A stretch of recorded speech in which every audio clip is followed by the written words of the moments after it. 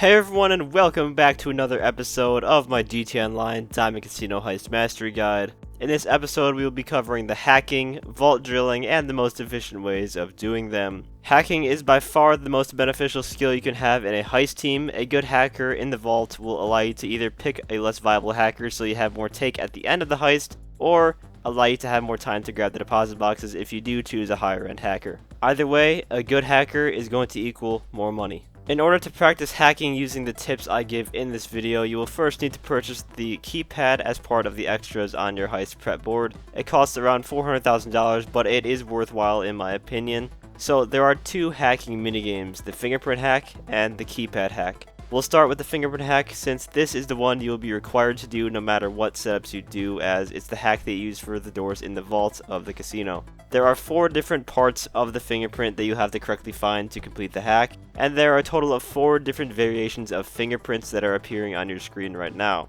And these 4 fingerprints will always each have their own set of parts that will never change. However, on the left hand side where you choose the fingerprint parts, they will be in a random order all the time.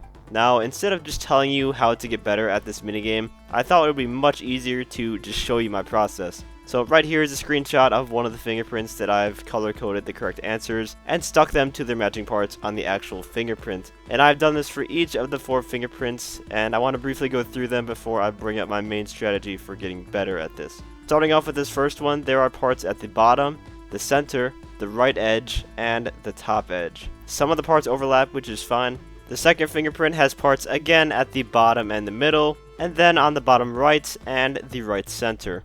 The third fingerprint, just like the first 2, has a part at the very bottom, 1 on the right side, and then 2 in the middle.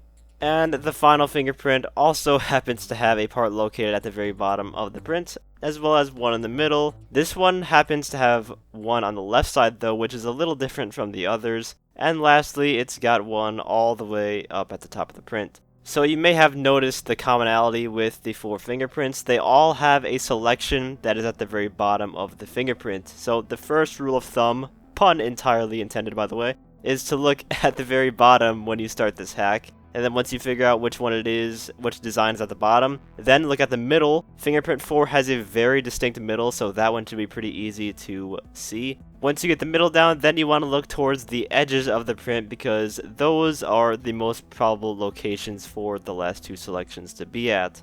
Also, feel free to screenshot the color-coded images for your own reference, by the way. I thought those would be really helpful for anyone who is just starting out trying to learn how to hack. But from there, it's just repetition to get really good at picking the selections as fast as possible, and eventually you're going to get so good at it that you will memorize the parts that go together with the fingerprint so that you won't even have to look at the print at all. You're going to just look at the left side and then pick the parts that go together because you'll have them all memorized, and that's kind of where I am at when I do the hacking. But that only happens after you've done it so many times.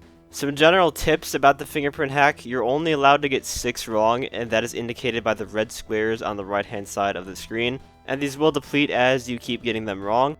Some places where you're going to find the fingerprint hack when you're actually on the heist: if you do the Bugsters approach to the Big Con in Agatha Baker's office, when you hack the elevator, it's going to be either a 3 fingerprint hack if you're on the normal difficulty, or if you're on the hard difficulty, it's going to be a 4 fingerprint hack. If you don't have level 2 keycards, then you're going to get this hack for the stairs to go down to the vault.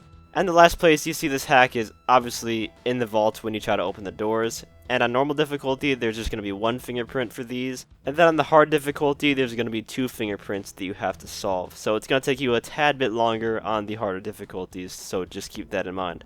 Also, failing a hack during a heist will set off the alarms, so if you think you're going to fail, it's always going to be better to abort the hack because you are allowed 1 abort. If you abort twice, then it's going to set off the alarms, but it's still better to retry than just fail and set off the alarms because then you're just going to have to restart the heist anyways. The second type of hack you're going to come across is the Keypad cracker. This one is a major pain to deal with. There are 6 dots in an order that you will have to memorize and repeat. In the beginning, there are 3 blinks that make a lower pitched noise, and they will show a different pattern with each blink. And then after that, there's going to be 3 blinks that show the same pattern of dots with a higher pitched noise. This is the one that you're going to have to memorize and repeat to complete the hack. It's basically just a memory game, so any methods that will help you remember things short term will help you here. You can repeat the locations back to yourself, that can sometimes help, Or you can completely just cheese the system and take out your smartphone and record the last 3 blinks with your phone, and then use that to solve the hack. The worst part about it is that you don't only have to do this part once. The doors are going to either have 3 or 4 numbers that you have to get to open them, so you're going to have to memorize 3 or 4 different patterns. And just like the fingerprint hack, you're only allowed to get 6 wrong, which can go by pretty fast if you forget one of the dots and have to just guess. You can also just abort the hack once if you think you're going to fail. The same principles apply to the fingerprint hack. I should also say this hack takes forever to complete. We're talking minutes of your time just to open one door. Luckily, you can completely avoid this hack entirely by grabbing the level 2 security passes from the setup mission, and you will never have to worry about running into this hack, which is amazing. I highly recommend doing that to save you a lot of time. Now let's move on to the second portion of this episode, the vault drilling. There are 2 different variations of the drilling minigame.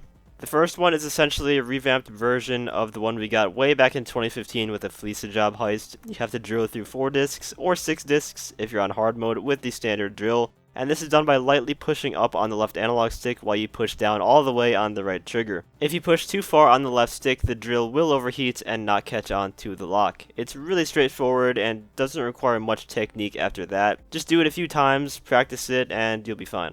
The second one is new and unique to the Diamond Casino Heist. It's the laser drill. Just like the other one, you're going to have to hold down the right trigger, and depending on how much you push it down, the drill will output more power with more heat. The 2 best techniques to get this done is to get it in the high heat zone and then just feather it to make sure it doesn't overheat, because in the higher temperature zones the drill is a lot more powerful. Or you can just hold it down all the way, let go before it overheats, let it cool down a bit, and then go full throttle again and again until you are finished drilling into the vault. The speed at which you complete the drilling only really matters if you're going to go for the Elite Challenge. You need to know how to do this fast for that, but unlike the hacking, it's not going to cause you to get a worse take from the vault itself. Anyways, that is going to be all for this episode of the Diamond Casino Heist Mastery Guide. I hope you guys found this helpful. If you did, feel free to leave a like, as well as subscribe to my channel for more guide and PvP related content. In the next part, we will be covering the full guide on the silent and sneaky approach, so stay tuned for that. And as always, thanks for watching and have a great day.